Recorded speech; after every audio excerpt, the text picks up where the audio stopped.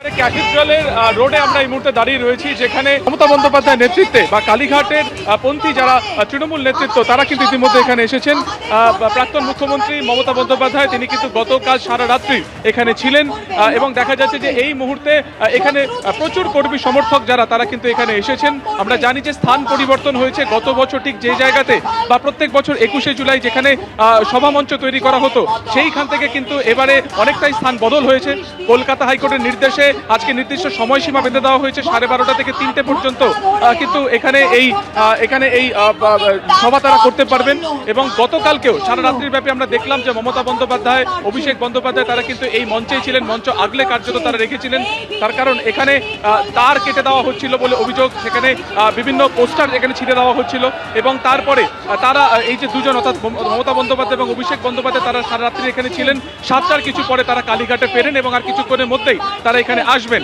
আমরা দেখছি তারপরেও এখানে কিন্তু প্রচুর কর্মী সমর্থক তারা কিন্তু এখানে এসেছেন। বাঁকুড়া, মালদা, উত্তর দিনাজপুর বিভিন্ন জায়গা থেকে তারা এখানে এসেছেন এবং 21শে জুলাই প্রত্যেক বছর যে বিপুল পরিমাণ সমাগম আমরা দেখি সেই জায়গা থেকে কিন্তু এবছর অনেকটা পরিবর্তন হয়েছে। দূর দূরান্ত থেকে যারা এসেছেন তারা কিন্তু আজকে শুনতে এসেছেন যে দলনেত্রী কি বার্তা দেন। তার কারণ হচ্ছে যে পালা বদলের পরে এই 21শে জুলাই মঞ্চ একদম অন্যরকম একটা ছবি দেখা যাচ্ছে। ঋতব্রত শিবির এবং আলাদা হয়ে গিয়েছে কালীঘাটপন্থী শিবির এবং এখান থেকে মাত্র 2 কিলোমিটারেরও কম দূরত্বে সেখানে কিন্তু ঋতব্রতপন্থী যারা তৃণমূল কর্মী সমর্থক তারা সেখানে জড়ো হচ্ছেন এবং ক্যাথিড্রাল রোডে কলকাতা হাইকোর্টের নির্দেশে একটা রাস্তার লেন পুরোপুরি কর্মী সমর্থকদের ভিড় আমরা দেখতে পাচ্ছি এবং একটা দিকে কিন্তু পুরোপুরি যে সমস্ত রাস্তা সেই রাস্তা কিন্তু পুরোপুরি খুলে দেওয়া হয়েছে। যদিও কালীঘাটপন্থী তৃণমূলের অভিযোগ যে দূর দূরান্ত থেকে যারা আসছেন তাদেরকে পুলিশের তরফে ঘুরিয়ে দেওয়া হচ্ছে ঋতব্রত শিবিরে, এমন অভিযোগ করছেন কুণাল ঘোষ। এবং এই মুহূর্তে দেখা যাচ্ছে যে মহুয়া মৈত্র সাংসদ তিনি কিন্তু এই মুহূর্তে মঞ্চ থেকে বক্তব্য রাখছেন এবং দেখা যাচ্ছে দোলা সেন তিনিও কিন্তু এখানে রয়েছেন। 21শে জুলাইয়ের আগের রাতে কালীঘাট তৃণমূলের সভাস্থলে হামলার অভিযোগ ওঠে এবং আজ সকালবেলায় আমরা দেখতেই পাচ্ছি হাওড়া ব্রিজের ছবি, যেখানে 21শে জুলাইয়ের সময় বিগত বছরে দেখা যায় যে চেনা ভিড় এবং দূর দূরান্ত থেকে কর্মী সমর্থকদের ভিড়ের ঢল দেখা যেত এখানে, তা কার্যত উধাও দেখতেই পাচ্ছেন।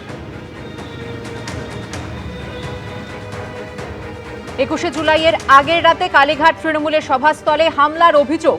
কালীঘাট তৃণমূলের সভাস্থলের কাছে ব্যানার ফেস্টুন ছিঁড়ে দেওয়ার অভিযোগ।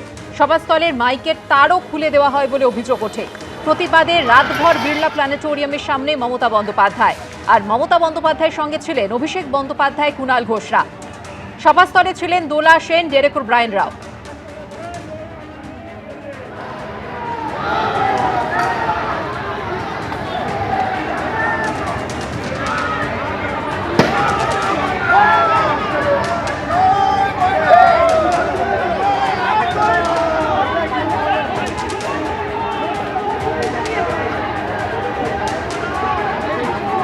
ক্যাথিড্রাল রোডে বিড়লা প্ল্যানেটোরিয়ামের সামনে কালীঘাট তৃণমূলের 21শে জুলাইয়ের মঞ্চ, যেখানে গতকাল রাতে হামলা হয় বলে অভিযোগ ওঠে।